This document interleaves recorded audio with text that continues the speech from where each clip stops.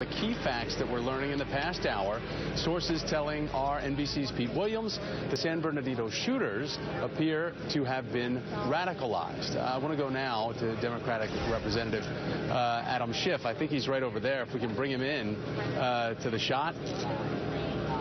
Oh, excuse me. Forgive me. Congressman, forgive me. He is the ranking member of the House Intelligence Committee and joins me now. For some reason, sir, I thought I had you on my list as being in person, but I know you've just come from a briefing now by the FBI director. So what can you tell us? What can you explain about what you heard from the director? Well, it wasn't with the director, but I have been briefed by the FBI a couple times this morning, and they are chasing down all leads in terms of who these two were in contact with, whether there's any evidence of either radicalization or contact with a foreign terror organization, or whether this was a case of workplace violence and that was the primary or sole motivation. At this point, we still can't tell for sure. I think it's premature to conclude, at least on the basis of what I've been informed, that this was either terror-related or non-terror-related. But we have a lot of work to do. I am confident, though, Thomas, we're going to get to the bottom of this, and I suspect we're going to get to the bottom of it pretty quickly. What is your biggest concern if it does come to full clarity Farouk was radicalized? Well, that this is, one of the fears that we've had of people being radicalized at home. I think many of us have felt in the wake of Paris that the near-term danger to the country was people choosing after Paris to act out on their self-radicalization, being moved by propaganda they got online. So that could very well have been the case. Again, way too early to say, but that's a chief concern we have right now. I think if over the longer term ISIS is allowed to hold that ground in Syria and Iraq and plan against us and devote the resources it can derive from holding that land, then we have to be worried about a much more massive Paris kind of attack. So how quickly do you think, though, that we're going to know from the FBI, who has taken lead over this?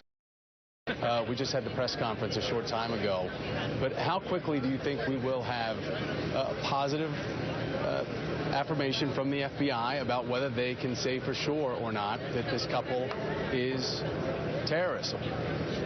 Well, I think we'll know within a matter of days if there were potential radicalization inputs here, in the sense that were they accessing social media? Were they having any kind of communications? Does it appear that that was a factor in this mass shooting? But it will take perhaps longer to determine whether there were a mixture of motives. We may find out about workplace issues, for example, but it may take time before we conclude what role they played and whether there was a mixture of motivations.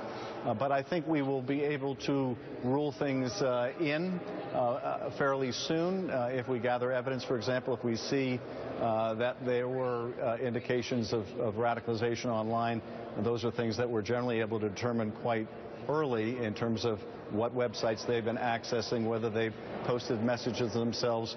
Those things I would imagine we'll be able to determine fairly quickly. When you think about the fact that this happened in California, it is your home state. Some of the tougher laws on the books are for this state, and these people were allowed to have access or to attain these assault weapons. What would you say to critics that say, look, it can happen in California, and this state has some of the toughest gun laws on the books. You're not going to be able to stop this.